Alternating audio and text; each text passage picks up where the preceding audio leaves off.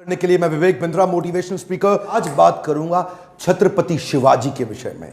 मराठाओं के दिल में बड़ी गहरी जगह बनाई। 1630 में जन्म लिया। 19 फरवरी पिता शाहजी भोसले, मां जीजाबाई। पिता शाहजी भोसले तो उस समय मुगलों की सेवा में लगे हुए थे, जो ज्यादा उस समय अवेलेबल नहीं रहा करते थे। तो मां जीजाबाई जिन्होंने ज्यादा समय बिताया छत्रपति शिवाजी के साथ में। शिवाजी छोटा सा बच्चा, उसको बचपन से ही महाभारत से लेकर रामायण तक, रामायण से लेकर भगवद गीता तक और सारी पौराणिक कथाएं उनको सुनाया करती थी। असर क्या हुआ, छोटी उम्र से ही एक स्वाभाविक नेचुरल लीडरशिप शिवाजी के अंदर दिखने लगी।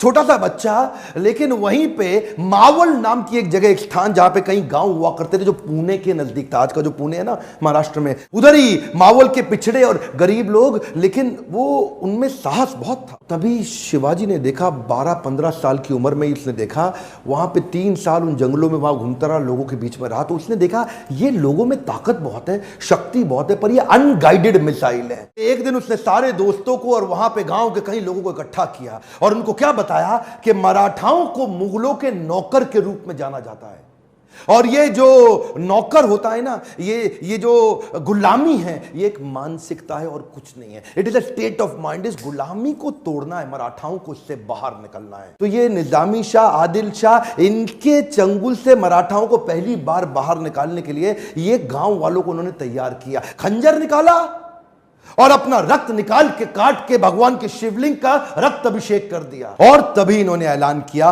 कि मैं स्वराज यात्रा निकालना चाहता हूं। ये स्वराज यात्रा, ये क्या कहते हैं, गुलामी एक मानसिकता है।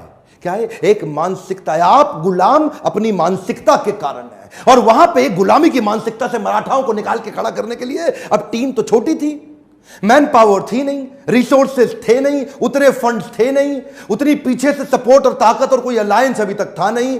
तो शुरुआत बहुत इंटेलिजेंट थी। देखिए ये जो थे ना, ये व्यक्ति छत्रपति शिवाजी, सारे सुनिए, भारत को पता होना चाहिए, छत्रपति शिवाजी एक कंबाइंड अवतार मान सकते हो आप, महाराणा प्रताप के शौर्य और उनकी ताकत और उनके साहस का, और कौटिल्य चाणक्य पंडित की उनकी बौद्धिक शक्ति, उनकी बुद्धि और उनकी कुटिल नीतियों का ये कंबाइंड अवतार थे। तो ये क्या करते हैं, छापा मार युद्ध करते हैं, द्विकंटक नीति के साथ जाते हैं। इसको क्या बोलते हैं, गोरिल्ला वॉरफेयर। और गोरिल्ला वॉरफेयर इसे कहते हैं गनीमी कावा। छोटी उम्र के अंदर इतना इंटेलिजेंस, इतना इंटेलिजेंस। गनीमी का मतलब क्या है, दुश्मन, और कावा मतलब उसको बेवकूफ बना के हराने की टैक्टिक्स।